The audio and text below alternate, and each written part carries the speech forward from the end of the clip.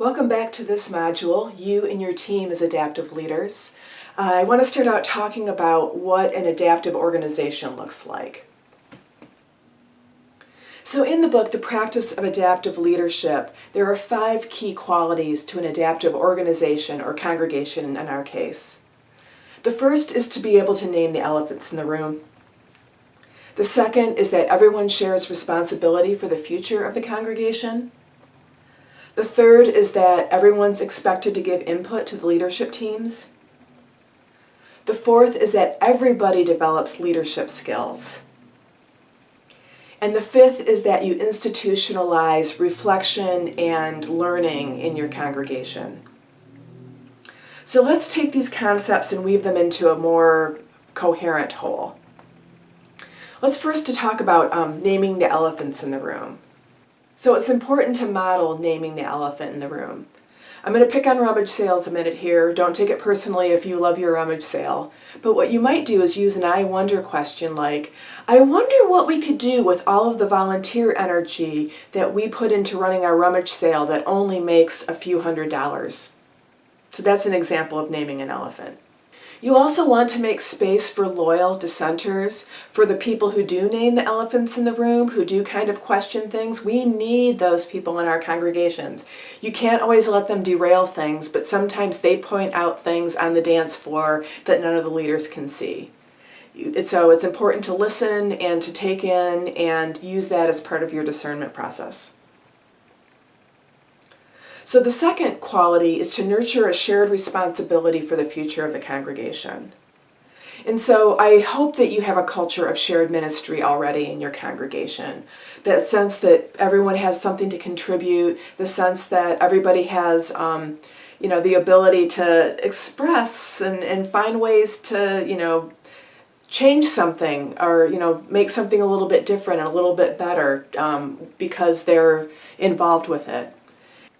And the other aspect of this is to make sure you have lots of opportunities for people to give feedback and input and be a part of the assessment process every year with the leadership so that people feel like even if they're not on the board or on the long-range planning committee or on the committee on ministry, they still have a voice. So the next quality is encouraging independent judgment.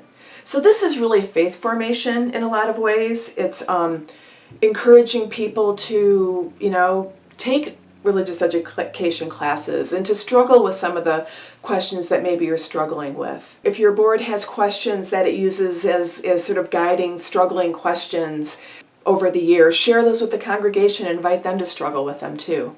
It's also important for a congregation to have a tolerance for ambiguity if it wants to be adaptive.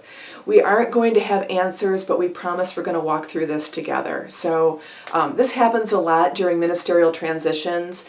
Your minister is leaving, you don't know what's happening next. That's a state of ambiguity. And the less anxious a congregation is and the more adaptive it is, the more tolerance they have for that kind of ambiguity.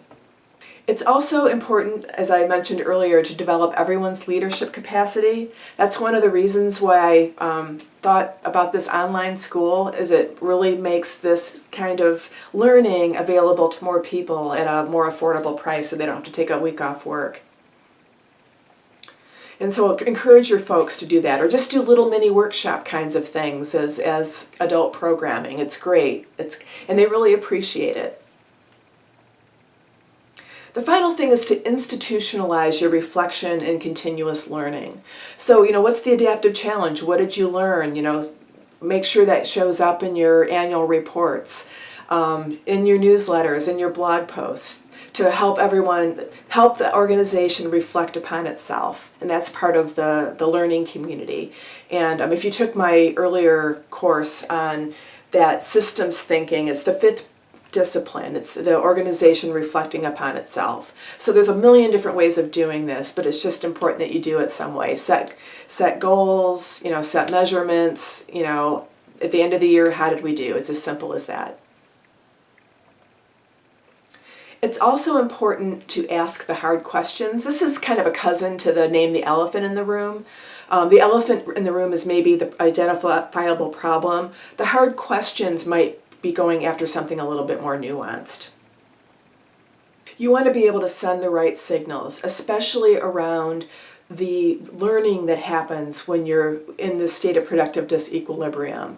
There are going to be experiments that happen, and you have to send the signals that we know this is an experiment, and even if it doesn't work, it's a win because we learned something.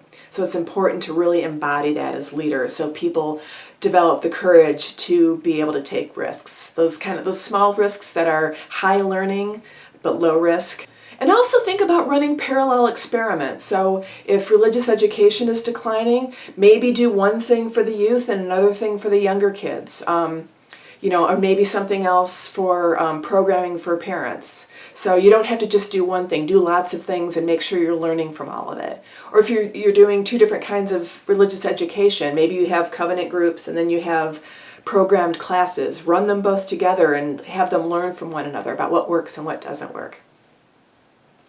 So I've got a little video I want to share with you about risk-taking, and I think it's a great one to share even with your congregations to remind yourself that, Thomas Edison had thousands of failures before he had a success, and that's true of others too. So enjoy.